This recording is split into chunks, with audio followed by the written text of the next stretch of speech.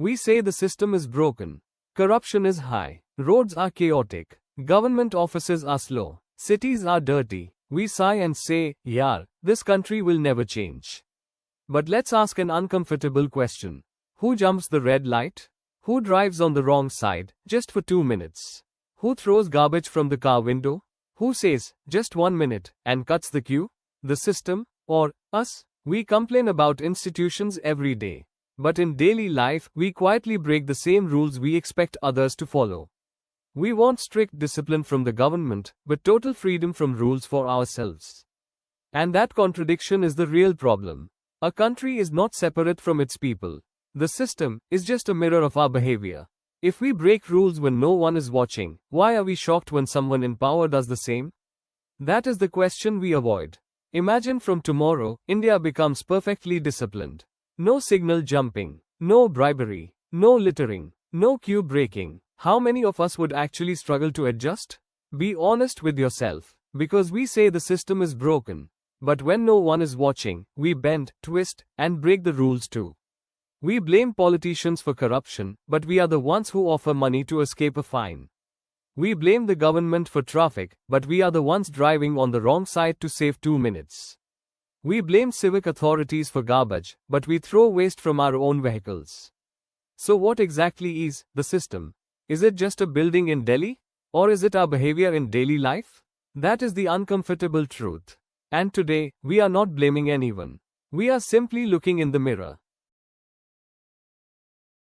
In a crowded, high-pressure country, survival often becomes the first priority. When resources feel limited and everything feels like a race, a small mindset quietly develops. If I don't adjust, I'll fall behind. So we adjust the rules instead. We take shortcuts. We treat discipline as optional. Then we justify it. Everyone does it. It's just this one time. Array, it doesn't matter. But small rule breaking slowly becomes normal. And when small violations become culture, big violations become easy. If cutting a queue feels acceptable, bribing a clerk doesn't feel shocking. If jumping a signal feels normal, bending a contract doesn't feel extreme. Corruption does not start in parliament. It starts in habits. We think corruption is political, but its roots are social. When rule breaking is seen as cleverness, discipline starts looking like weakness. And that is dangerous. Blaming the system feels powerful.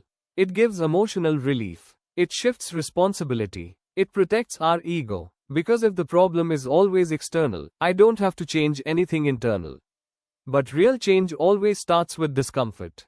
When we blame everything outside, we protect everything inside. And that is why the cycle never stops. We want strong laws, but we resist when they are applied to us.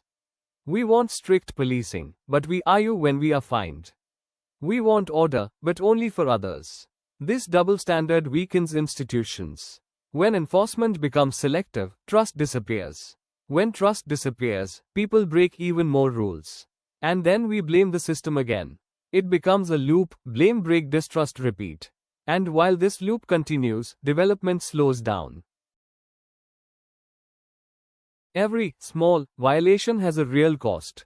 Traffic rule violations cause accidents. Accidents overload hospitals. Medical expenses rise. Families suffer for years. Garbage thrown casually becomes blocked drains in the monsoon. Flooding damages homes and shops. Government spends crores repairing damage that was avoidable. Queue breaking wastes everyone's time. Bribery delays genuine cases. Shortcuts in construction reduce quality. Poor quality costs lives. We complain about safety, but we ride without helmets.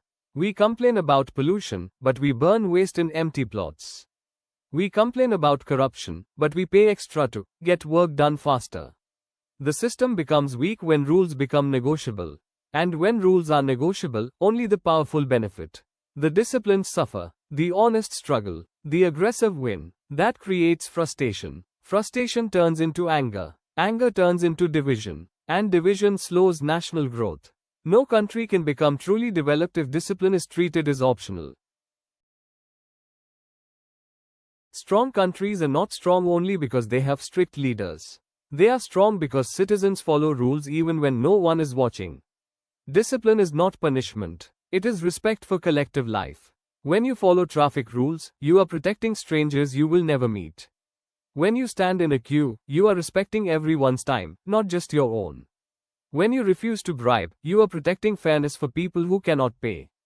Change does not require 100% of the population. Even 5% truly disciplined citizens can start a cultural shift. Imagine this: signals followed without honking, lines respected without arguments, fines accepted without drama, garbage always put in bins, not on streets. Automatically, institutions work better. Enforcement becomes easier, trust increases, efficiency grows, development accelerates. The system strengthens when citizens strengthen. We cannot demand a world-class nation while giving third-class discipline.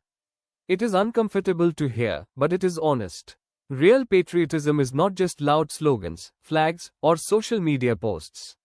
Real patriotism is quiet, consistent responsibility. The system is not only a building in Delhi. It is your behavior and my behavior, every single day. If we want better governance, we must build better habits. Blaming is easy. Self-discipline is powerful. And powerful citizens create powerful nations. Better India every day.